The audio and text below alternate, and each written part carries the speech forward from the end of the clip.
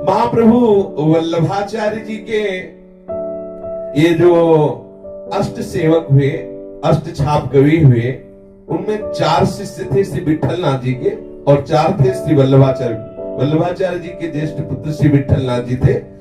उनमें सबसे प्रथम थे श्री सूरदास जी महाराज। ये बड़े अद्भुत महाभागवत है और इनकी श्रीनाथ जी में श्रृंगार शोभा का वर्णन करने की सेवा थी। श्री सूरदास जी का प्रादुर्भाव विक्रम संवत 1535 वैशाख शुक्ला मंगलवार को दिल्ली के समीप सिही ग्राम में हुआ था। सिही ग्राम जहां जन्मेजय जी ने सर्पेष्टि यज्ञ की थी, उस स्थान का नाम सिही ग्राम। वहीं श्री सूरदास जी का प्रादुर्भाव। जैसे प्रभु पधारे वैसे उनके सखा भी पधारे। प्रभु श्रीनाथ जी के ये सब निजी परिकर हैं। अष्ट सखा के स्वरूप में ये महापुरुष जन जो थे वो पधारे। श्री सूरदास जी अकिंचन सारस्वत ब्राह्मण कुल में जन्म लिए, बहुत ही गरीब ब्राह्मण कुल। कोई जो ये कहते हैं कि रुणकता नामक ग्राम में सूरदास जी का जन्म हुआ, वो ठीक बात नहीं है। सूरदास जी रुणकता ग्राम के पास गौ घाट पर बाद में लौट, जब वहां से आए तो यहाँ कुछ दिन रहे, तो जो लोग नहीं जानते वो कह देते हैं कि सूरदास जी का जन्म रुणकता ग्राम में हुआ। ऐसा नहीं था। और सूरदास जी जन्म से अंधे थे, अंधे ही जन्मे थे। पिता माता, जब कोई बालक होता है तो हर्ष होता है, लेकिन जब ये प्रकट हुई तो उदासी हुई। जब देखा बालक के नेत्र नहीं तो किसी को हर्ष नहीं हुआ।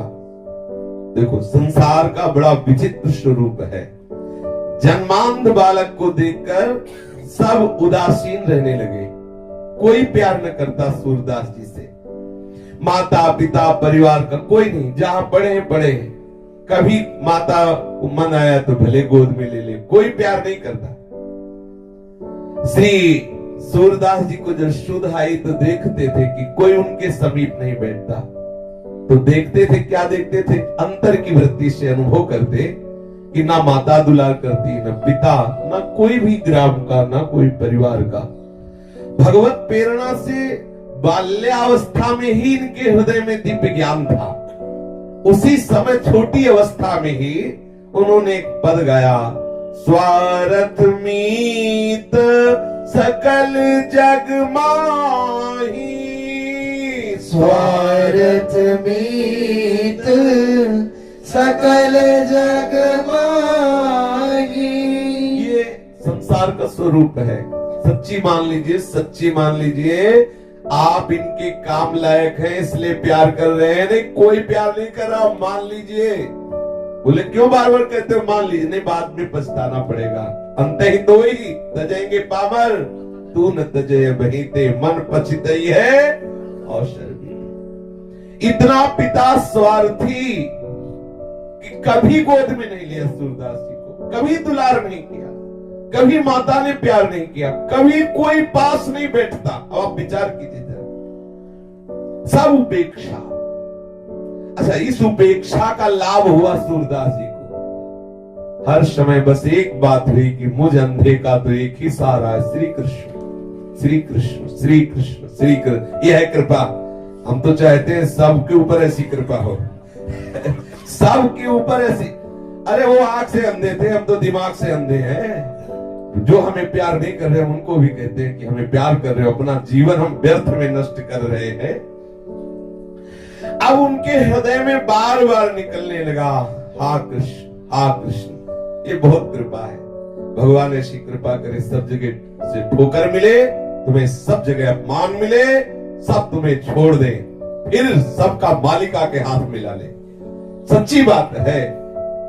सुनेरी मैंने निर्बल के भगला, जिसका कोई नहीं होता मेरा ठाकुर उसको दुलार करता है। सूरदास जी का जो प्रथम चरण जीवन का बाल्यावस्था बड़ा दुखद, कोई प्यार नहीं करता।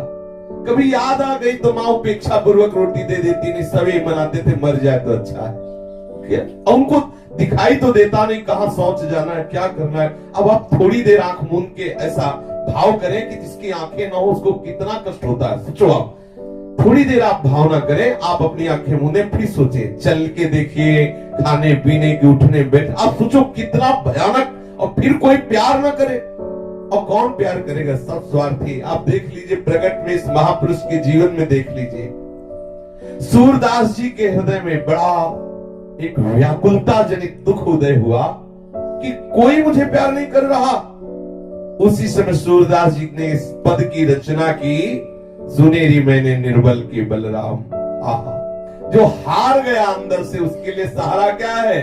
हरिनाम हो। जो हरिनाम है, अगर हृदय में चल रहा तो महाबल है। आप निश्चित समझ लो, वो हरि को भी अधीन करने की सामर्थ्य रख लेता है, औरों की तो बात जाने दो। सुमीर पवन सुत पावन नामो, अपने बस कर राखे रामो। श्री सूरदास जी की 6 वर्ष की अवस्था है। एक दिन इनके पिता को किसी धनवान यजमान ने अपने यहाँ बुलाया पांडित्य कर्म के लिए। सारस्वत ब्राह्मण थे, कुछ उपरोहित कर्म किया, तो उसने 2 मोहरें दी। बड़े प्रसन्न हुए, आए और समस्त परिवार से कहा कि भाई आज तो हमारे भाग्य खुल गए। सूरदास जी के पिताजी ने आज जजमान ने 2 मोहरें दी है, और अब महीनों के लिए खूब खाने पीने के लिए हो गया। 2 मोहरें मिली हैं, बहुत सुंदर कपड़े में उसे लपेट करके ताक में रख दिया।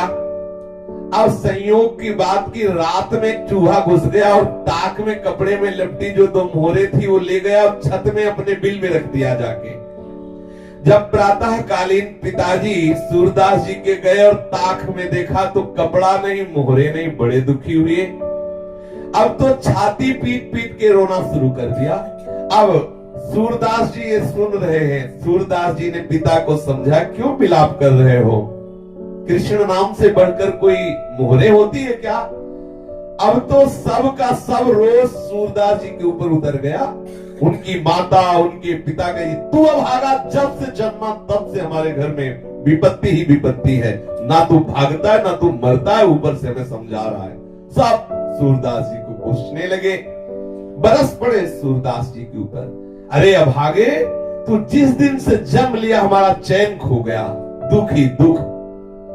सूरदास जी चुप हो गए, अंदर ही अंदर कृष्ण नाम रटने लगे कि प्रभु आपकी बड़ी विचित्र लीला है। सूरदास जी जब देखा कि सब गाली वाली दे के शांत थे, तो बोले, देखो आप इतना मोहरों से प्रेम करते हो, अगर मैं आपकी मोहरें बता दूं कहां है तो बोले तुमने चुराई? बोले नहीं नहीं, चुराई नहीं, लेकिन मुझे पता है। तो बोले जब चुराई नहीं तो तुझे पता कैसे? बोले मुझे दिखा रहे हैं। बोले तेरे नेत्र नहीं है? बोले जो मेरे नेत्र नहीं है उन नेत्रों से उन्हें दिखाई दे रहे, मेरे जो नेत्र है वो तुम्हारे नहीं है। मैं उन नेत्रों से देख के बता रहा हूं, पर एक शर्त है, हम आपकी मोहरें बता देंगे जहां छुपी हुई है, पर फिर हम घर से निकलेंगे तो आप हमें रोकोगे नहीं। वो ऐसे ही उनसे प्यार नहीं कर रहे थे कोई। अरे बोले भैया तुम मोहरे बताओ, अभी जा, बता कहां रखी है।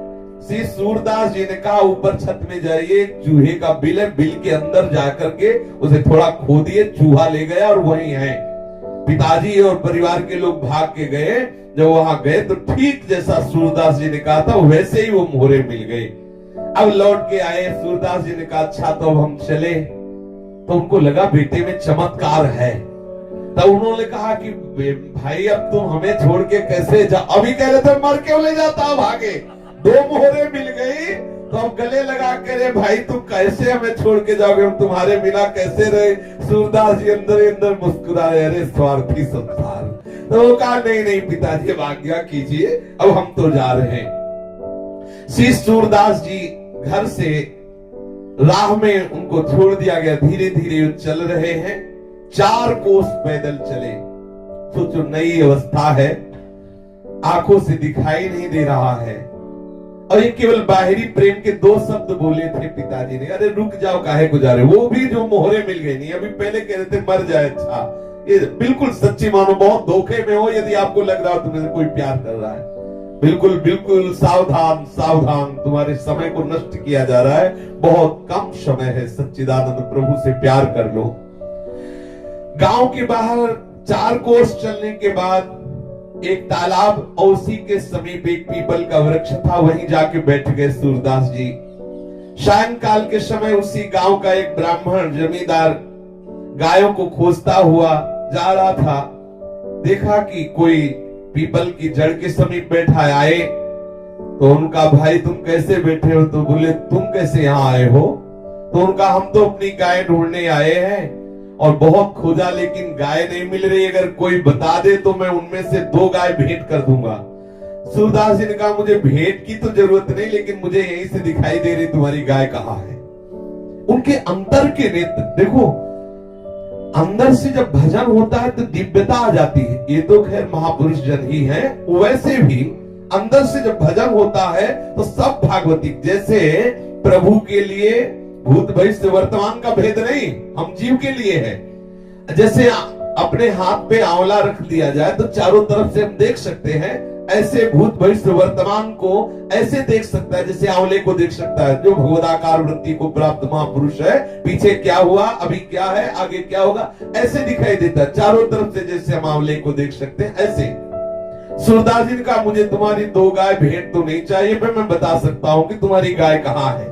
यहां से 1 कोस दूर जाओ और वहां जमींदार की, जो जमींदार है उसकी घुड़शाला है, घुड़शाले में तुम्हारी सुंदर गायों को बांध लिया गया है, जाओ। अब बता दिया, वो गया, जमींदार को पता पूछा, उसके घुड़साल में गया तो वहां देखा उसकी गाय बंधी थी, बड़ा प्रसन्न हुआ, अपनी गायें वो खुलवा के लाया।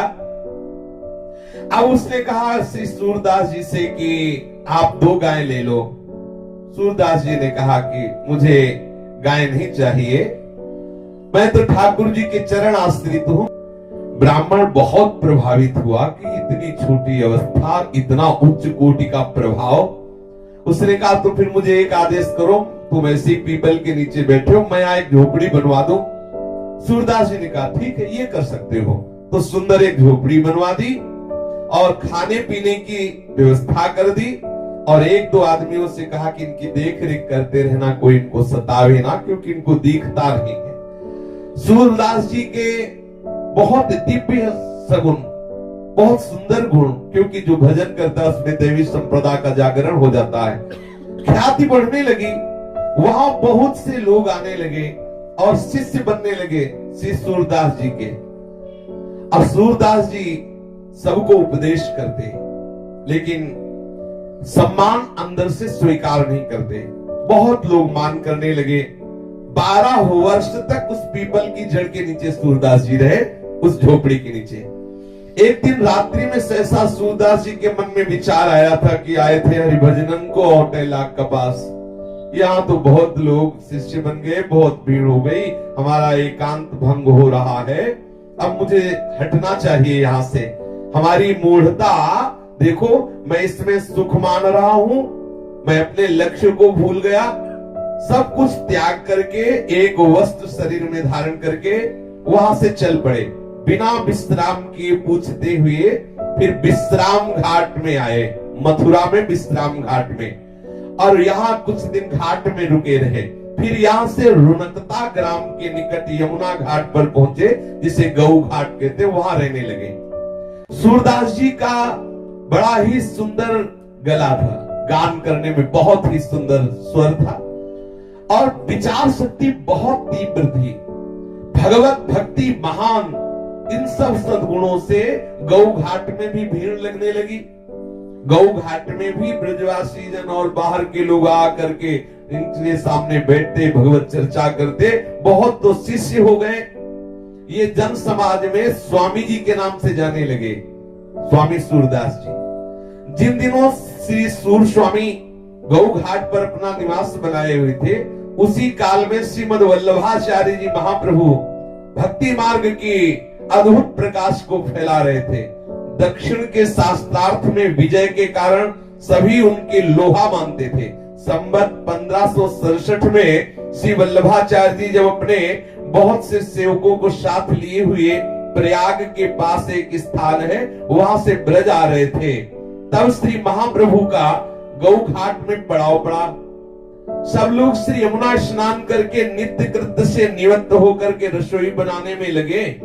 एक सेवक ने सूरदास जी को वृत्तांत सुनाया कि कोई बहुत बड़े महापुरुष पधारे हुए हैं गौ घाट में ही, शायद उनका नाम श्रीमद वल्लभाचार्य जी है, ऐसा बताया।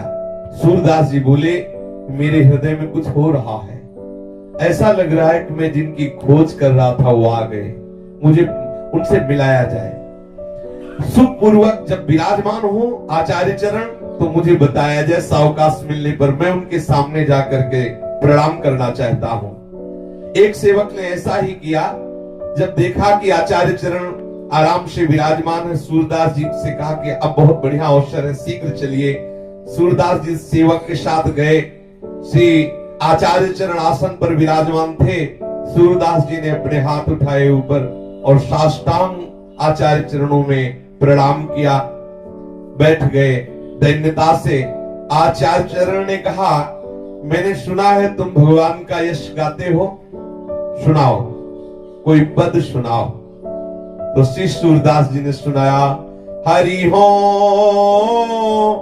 सब पतितन को नायक, हरि हो सब पतितन को नायक। श्री सूरदास जी महाराज जी ने आचार्य चरण को एक पद सुनाया। आचार्य चरण कुछ नहीं बोले तो सूरदास जी को लगा कि अब दूसरा पद सुनाए, क्योंकि जब तक जैसे महापुरुष बोले कि सुनाइए, तो जब तक वो ये ना कहने कि रुक जाइए तब तक सुनाते ही रहिए, अपनी तरफ से नहीं। ये गुरुजनों का जो सेवन का स्वरूप है कि अगर उनका सुनाओ तो जब तक या तो वो ग्रंथ खत्म हो जाए तो फिर हम इंतजार करेंगे कि वो आदेश क्या कर रहे हैं, नहीं तो हम सुना ही रहे जब तक वो रोक न दे। अगला पद सुनाना प्रारंभ किया सूरदास जी ने, प्रभु हो सब पतितन कोटि को, प्रभु हो सब पतितन कोटि को। अब आचार्य चरण बोले, श्री वल्लभाचार्य जी ने मुस्कुराते हुए कहा, तुम्हारा नाम सुना था कि सूर है। सूर माने होता है बलवान। ये घिघियाना कब बंद करोगे? ये होता है प्रेमी जनों को ये महिमा। उन्होंने सूर माने बलवान होता है। तुम्हारा नाम तो सूर है, ये घिघिया रहे हो, कब तक घिघियाते रहोगे? कब तक दीन बनकर ऐसे रोते रहोगे? अरे हरि की लीलाओं का गायन करो, घिघियाना बंद करो। श्री आचार्य चरण ने सूरदास जी से कहा। सूरदास जी ने हाथ जोड़कर कहा, प्रभु मुझे बिल्कुल लीला का कोई अनुभव नहीं हो रहा है, फिर बनावटी मुझसे गाते नहीं बनेगा, अंदर कोई लीला स्फुरित हो नहीं रही है, तो मैं जैसा हूं वैसे ही दीनता की बात करता हूं। अगर कोई लीला स्फुरित हो तब तो गाऊं। देखो महापुरुषों की कैसी करुणा बरसती है। श्री महाप्रभु जी ने कहा कि तुम्हारे अंदर दिव्य दृष्टि का संयोग है, चिंता मत करो, अभी खुल जाएगी। जाओ यमुना स्नान करके आओ। चाबी है आचार्यों के पास। वो तो नरवाहन प्रभु निहार लोचन भरे घोषनार, घोर पापाचरण करने वाले को भी प्रभु निहार लोचन भरे घोषनार, नख सिख सौंदर्य काम दुख निकंदिनी। आहा, वो चाहे तो घोर पापात्मा को एक सेकंड में निकुंज के दिव्य लीला विलास में प्रवेश करा दे, सामर्थ्य आचार्यों में। आचार्य चरण ने कहा, अच्छा जाओ यमुना स्नान करके आओ, हमारी लीला का भी अनुभव हो जाएगा। सूरदास जी प्रणाम करके तत्काल गए, स्नान किया यमुना जी में, फिर श्री आचार्य चरणों में उपस्थित हुए। आके श्री महाप्रभु जी ने श्री सूरदास जी को विधि पूर्वक अष्टाक्षर मंत्र की दीक्षा देकर ब्रह्म संबंध कराया। तत्पश्चात श्रीमद् भागवत दशम स्कंद की अनुक्रमणिका सुनाई। गुरु कृपा हुई। जी ही सदगुरुदेव के द्वारा मंत्र ब्रह्म संबंध और कृपा हुई तो सूरदास जी के हृदय में महान प्रेम लक्षणों भक्ति का प्रादुर्भाव हो गया। प्रेम का संचार होते ही दिव्य लीलाएं प्रकट होने लगी। आहा, प्रभु की दिव्य लीलाएं स्फुरित होने लगी। महाप्रभु जी ने पूछा, कहो सूरदास, कुछ सूझ रहा है अंदर से, कुछ समझ में आ रहा है, कुछ दिखाई दे रहा है? सूरदास जी बोले, जय जय, पूरा का पूरा दिखाई दे रहा है। आपकी गोद में श्री लालजू महाराज खेल रहे, मैं देख रहा हूं। सूरदास जी कह रहे हैं आचार्य चरण से, आपकी गोद में लालजू खेल रहे हैं, अद्भुत नील कांति है, श्याम रंग ऐसा है कि हमारी वाणी में सामर्थ्य नहीं बता सकूं, और वो बालक मेरी तरफ देख करके कुछ बोल रहा है। महाप्रभु जी ने मुस्कुरा के कहा, तो अब सुनाओ, अब लीला का कोई पद सुनाओ। तो श्री सूरदास जी ने पहला पद लीला का सुनाया। चकैरी चली प्रेम सरोवर, जहां न प्रेम वियोग। छकई चली प्रेम सरोवर, जहान प्रेम वियोग। श्री सूरदास जी ने इस पद को पूरा करके सुनाया। फिर आनंद मगन होकर ब्रज भयो महर के पूत, जब यह बात भयो महर के पूत, जब यह बात सुनी। ये बधाई का लालजू का प्रादुर्भाव हुआ है, अद्भुत नंदोत्सव मनाया जा रहा है। ये लीला देखी, ये पद गायन करके श्री आचार्य चरण को सुना। महाप्रभु बहुत प्रसन्न हुए, बोले सूरदास जी अब तुम्हारा लीला में प्रवेश हो गया है, अब तुम्हारे हृदय में दिव्य दिव्य नवीन लीलाएं श्री लालजू की प्रकट होती रहेंगी। आचार्य प्रभु ने इन्हें 3 दिवस गौ घाट में रुक करके सुबोधनी, पुरुषोत्तम सहस्त्र नाम ये सब श्रवण कराया, जिससे इन्हें संपूर्ण भागवतों के रहस्य का परिज्ञान हो गया। सूर सागर में श्री सूरदास जी ने भागवत के 12 स्कंधों का तात्पर्य और भी अन्य प्रसंगों का वर्णन किया। श्रीमद वल्लभाचार्य जी ने श्री सूरदास जी को साथ में ले लिया और फिर गौ घाट से ब्रज को प्रस्थान किया। सर्वप्रथम महाप्रभु जी ने शिव साथ में लाकर सूरदास जी को गोकुल के दर्शन कराए, गोकुल में लाए और कहा सूरदास प्रणाम करो, ये लालजू का गांव है गोकुल। सूरदास जी ने जे ही प्रणाम किया तो दिव्य गोकुल के दर्शन होने लगे।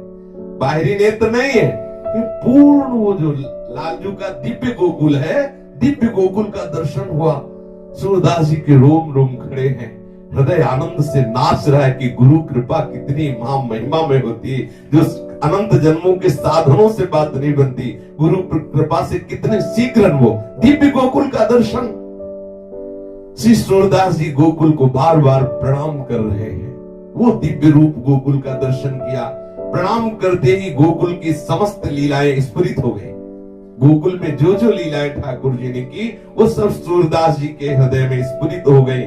आचार्य चरण को गा के सुनाने लगे, देखो कितने सुंदर लालजू है। शोभित कर नवनीत लिए, शोभित कर नवनीत लिए। श्री आचार्य वल्लभाचार्य जी को ये सुंदर स्वरूप का गान करके सुनाया सूरदास जी ने। महाप्रभु वल्लभाचार्य जी बहुत प्रसन्न हुए और कहा सूरदास जी तुमको एक सेवा देते हैं। हमारे ठाकुर जो गोवर्धन नाथ श्रीनाथ जी हैं, इनको रोज तुम इनका यश सुनाओगे, इन्हें कीर्तन सुनाओगे और इनकी शोभा से युक्त जो पद है उनकी रचना करके तुम इनको सुनाओगे, ये हम तुम्हें सेवा देते हैं। और सूरदास जी को गोवर्धन ले आए, श्री श्रीनाथ जी का दर्शन किया सूरदास जी ने। देखो सूरदास हैं और दर्शन कर रहे श्रीनाथ जी का, और ऐसे चतुर दर्शन करने वाले कि छोटे से भी श्रृंगार को नहीं छोड़ते, एक एक श्रृंगार का, एक एक पत्रावली का, एक एक चेष्टा का दर्शन करते हैं। श्रीनाथ जी के सामने जब श्रीनाथ जी का दर्शन किया तो हाथ जोड़कर कहने लगे कि हे श्रीनाथ जी, अब हो नाचो बहुत गोपाल। सूरदास जी ने श्रीनाथ जी के सामने ऐसा विनय युक्त पद गान किया। श्री सूरदास जी का ये दैन्य देखकर महाप्रभु वल्लभाचार्य जी बहुत द्रवित हुए। बोले सूरदास जी, तुम्हारी अविद्या की क्या बात है, जो तुम्हारा आश्रय ले लेगा उसकी अविद्या दूर हो जाएगी। अब देखो तुमने श्रीनाथ जी का दर्शन कर लिया, अब तुम ये बाहरी दीनता का त्याग कर दीजिए और प्रभु की लीला का ज्ञान कीजिए। उसी दिन से सूरदास जी दैन्य के पद बंद कर दिए और श्री ठाकुर जी को प्रातःकालीन मंगला से लेकर शयन तक के पद सुनाने लगे, जो आठों कालीन प्रभु की दिव्य दिव्य श्रृंगारमयी दिव्य दिव्य लीलाएं हैं, उनको गा गा करके सुनाते। कभी कभी उपदेश के पद भी गाते। संगीत सम्राट तानसेन के मुख से श्री सूरदास जी का एक पद सुना, दिल्लीश्वर अकबर बादशाह, तो उसका मन मचल उठा कि ऐसा पद करता। और जब पता चला कि वो बाहरी नेत्रहीन, तो और आकर्षण हुआ। उसके हृदय में लालसा जागृत हुई कि सूरदास जी को सभा में बुलाया जाए और मैं उनका पद सुनूं। संयोग से संवत 1613 में जब प्रभु श्रीनाथ जी मथुरा में विराज रहे थे और सूरदास जी भी वहीं थे, उनकी कीर्तन सेवा थी श्रीनाथ जी को पद सुनाना। तो ये बात हृदय में उसके थी कि कभी सूरदास जी हमारी सभा में आए, हमें पद सुनाए, लेकिन ना तो ऐसा कोई संयोग बन पाया। तो दिल्ली का जो बादशाह अकबर था, यात्रा के प्रसंग में मथुरा आया हुआ था, और जब उसको पता चला कि सूरदास जी यहीं मथुरा में है, तो उसने बड़े आदर के साथ इनको बुलवाया और पद सुनने का अनुरोध किया। तब श्री सूरदास जी ने ये पद गाया, मन रे माधव सो कर प्रीति, मन रे माधव सो कर प्रीति। एक दिन इसकी चर्चा हुई थी पीछे, इस पद की, बहुत बड़ा पद है। इस पद को सुनकर अकबर ने इनकी भावनिष्ठा की परीक्षा के लिए कहा, सूरदास, प्रभु ने मुझे बादशाह बनाया है, तो बादशाह का सबके ऊपर शासन लागू होता है। मैं भी मान और दान पाने के योग्य हूं क्योंकि मैं बादशाह हूं। इसलिए मैं चाहूंगा कि तुम मेरे विषय में पद बना करके भी गाओ, क्योंकि मैं बादशाह हूं। सूरदास जी ने कहा कि मैं जिस बादशाह के सामने गाता हूं, उस बादशाह के सामने तुम्हारी बादशाह कुछ नहीं है। और मैं गाऊं जब मेरी बुद्धि हो तब ना। मेरी बुद्धि तो जिस बादशाह में लग गई, वहां से हटने की जगह नहीं रह गई। मेरे हृदय में जगह नहीं, मेरी बुद्धि में जगह नहीं, मैं कैसे गा सकता हूं? पर आपने कहा है कि गाइए, तो मैं अपनी बात बता रहा हूं कि नाहिन रह्यो मन में ठोर, नाहिन रह्यो सूरदास जी ने इस पद का गायन किया। सूरदास जी के इस पद के भाव को समझकर बादशाह अकबर बहुत प्रसन्न हुआ। और जो सूरदास जी की अंतिम पंक्ति इस पद की थी, वो कि कहा कहो मन प्रेम पूरन, घट न सिंधु समाये, श्याम गात सरोज लोचन, लित गति मृदुहास, सूर्य से दरस कारण मरत लोचन प्यास। उसने कहा कि तुम्हारे तो नेत्र हैं ही नहीं, और तुम कहते हो कि मरत लोचन प्यास। जब लोचन ही नहीं तो लोचन प्यास कैसे? बादशाह अकबर ने कहा कि कहा कहो मन प्रेम पूरन, घट न सिंधु समाये, श्याम गात सरोज लोचन, ललित गति मृदुहास, सूर्य से दरस कारण मरत लोचन प्यास।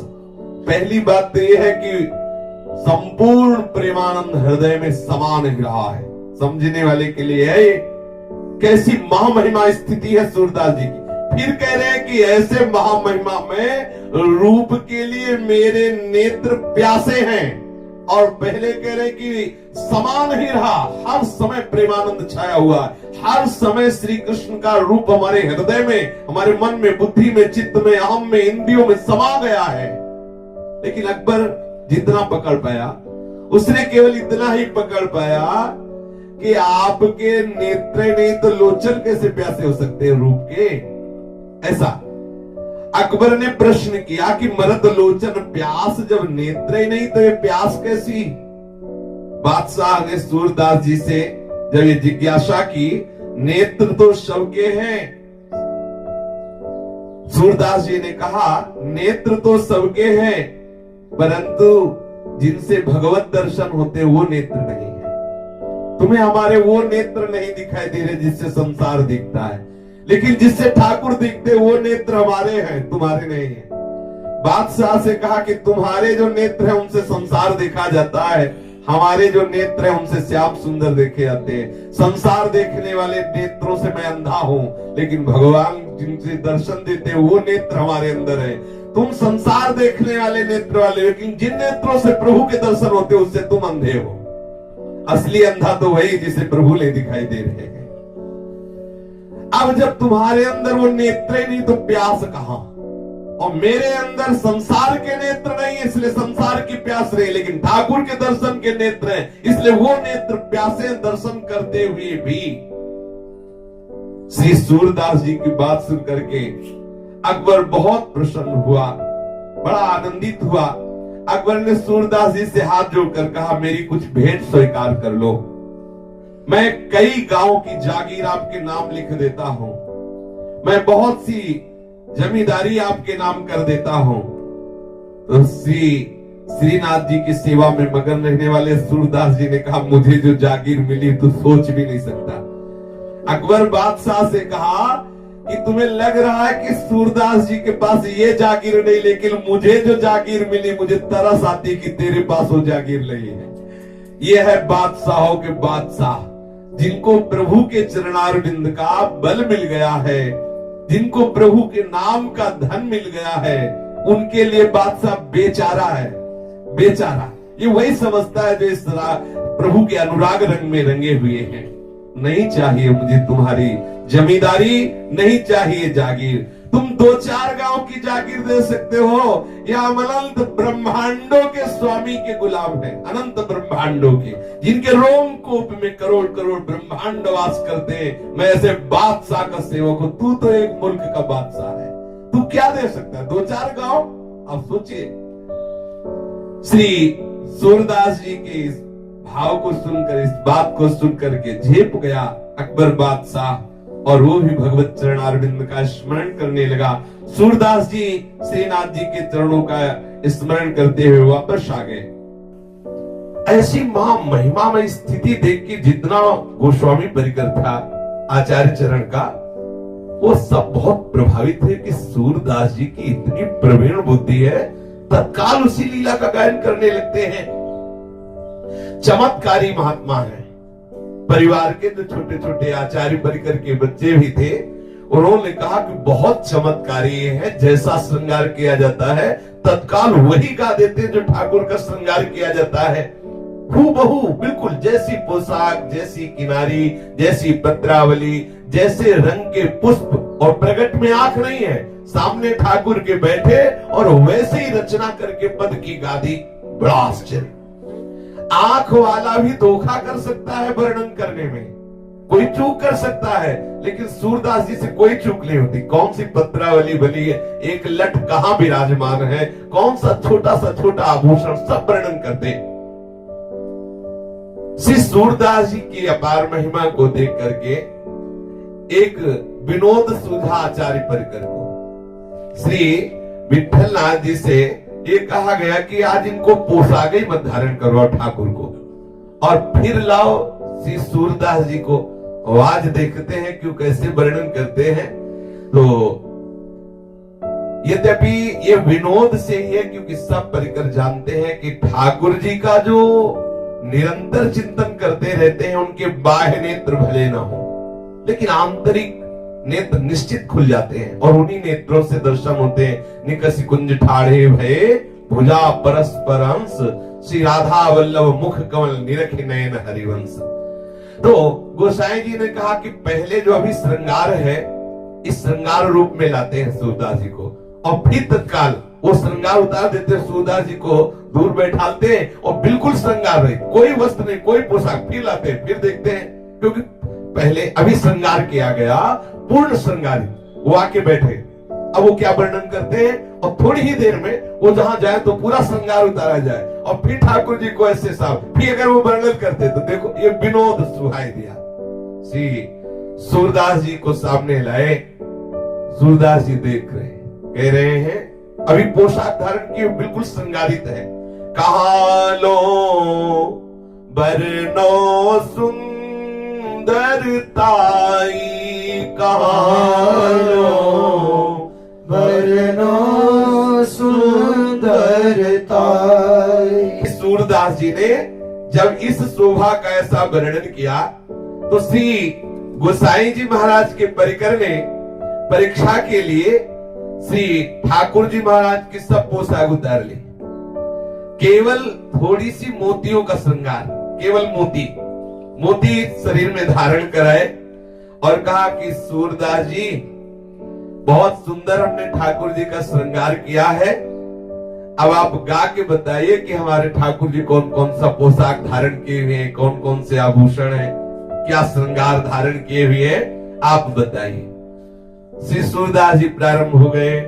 देखे री हरि नंगम नंगा, देखे री हरि नंगम नंगा।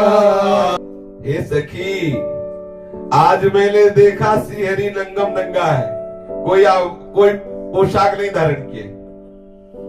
आश्चर्य हुआ, सब गोस्वामी परिकर को बड़ा आश्चर्य हुआ, कैसी दिव्य दृष्टि है।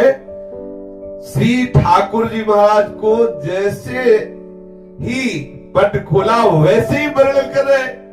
आज एक भी अन्य आभूषण नहीं है, एक भी पोशाक नहीं है, केवल थोड़ा मोतियों का श्रृंगार है। श्री सूरदास जी महाराज ऐसी महामहिमामयी स्थिति में हैं, फिर भी अचानक उनका एक कुएं में गिरना होता है पूर्व प्रसंग में, और वो 7 दिन 7 रात उस कुएं में पड़े रहते हैं। जब देखा निकालने वाला कोई नहीं आ रहा तो ठाकुर जी से बहुत लड़े अंदर ही अंदर, या तुमसे कहे तभी तुम निकालने आओगे। 7 दिन हो गए, 7 रात हो गए, कोई भोजन नहीं, कोई पानी नहीं, बड़े भक्त वत्सल कहलाते हो। क्या था सुदामा जी के उन चावलों के टुकड़ों में कि बिक गए, हम 7 दिन से कुएं में पड़े। प्रहलाद जी ने क्या आपको ऐसा प्यार दिया कि खंभे से निकल पड़े? मुझे 7 दिन हो गए ठाकुर जी से लड़े, जैसे नरसिंह मेहता जी जब लड़े ठाकुर जी का, तुम्हारी मौसी लगती है, तुम्हारी बुआ लगती है, ऐसे। हाँ, अच्छा, अब किससे लड़े? है कौन? हम रीझेंगे तो इन्हीं से, खींचेंगे तो इन्हीं से। भाई अगर हमारे अंदर गुस्सा आएगी तो किसके ऊपर आएगी? बोले गुस्सा करना प्रभु के ऊपर ठीक नहीं, हम कहते इन्हीं के ऊपर गुस्सा करो, दूसरे से करना ठीक नहीं।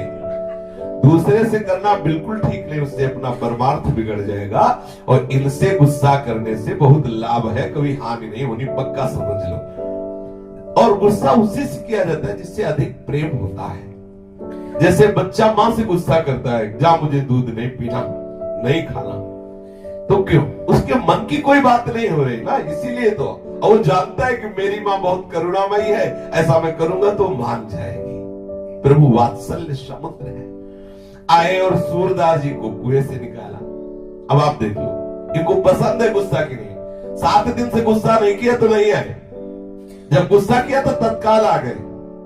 बड़े लीला बिहारी है, ये बहुत ऊब जाते हैं। जैसे होता है कि रोज मिठाई खाए थोड़ा खट्टा भी चाहिए, ऐसे ही ऊब जाते हैं। हे नाथ, आप स्वामी, आप थोड़ा, बोले रुक, गैया अलग कर, अब आज से तू हमारे परिकर में गाय नहीं चराएगा, नहीं खेलेगा। अवकाश पकड़ते हैं, जैसे ग्वालिया वाले कहते, आज के बाद तेरे को देखूंगा नहीं, बोलूंगा नहीं, छूंगा नहीं तुझसे। ये है थोड़ा चटपटा, जैसे बहुत मीठा पाए, ये मीठा है विनय आदि।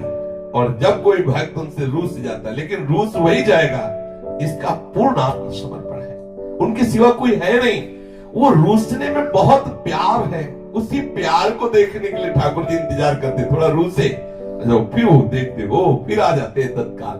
7 दिन बाद जब श्री सूरदास जी को कुएं से बाहर किया, तो बाहर करके छोड़ के अलग हो गए, तो सूरदास जी को आज खटका पूरे जीवन में कि अगर मेरी बाह्य आंखें होती, अंदर से तो देखता ही हूं इनकी लीला, अगर बाह्य होती तो देखते कैसा रूप रख के आए हैं प्रकट में। लेकिन आज मेरी बाह्य आंखें नहीं है, बाह्य आंखों से अंधा हूं और देख नहीं पाया।